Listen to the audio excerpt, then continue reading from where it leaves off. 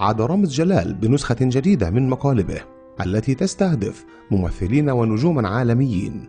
وكما هو معروف أن رامز أطلق على برنامجه هذه السنة اسم رامز تحت الأرض. واستضاف رامز إلى الآن كل من الفنانة المصرية فيفي عبده ومحمود كهربا ومؤمن زكريا لاعبا كرة القدم، واستضاف في الحلقة الثالثة مصطفى خاطر، وفي الرابعة الشاب خالد الجزائري.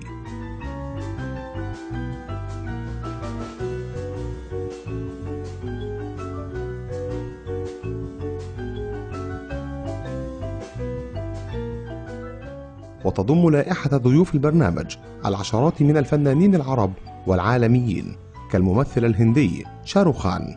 وحسب وسائل إعلام مصرية وخليجية فإن بعض الضيوف قد يتقاضوا عشرات الآلاف من الدولارات نظير قبولهم عرض الحلقة.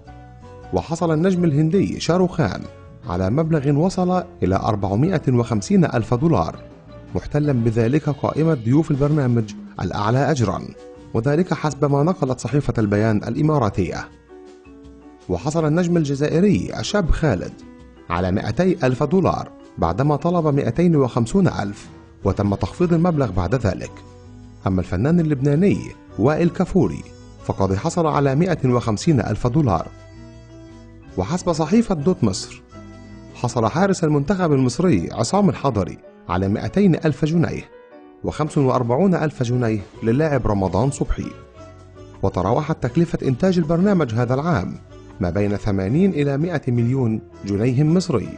ويظهر برفقة رامز جلال الإعلامي اللبناني نشان الذي يقوم بإجراء مقابلة مع ضيوف رامز قبل سقوطهم في فخه، وفق موقع مصر العربية.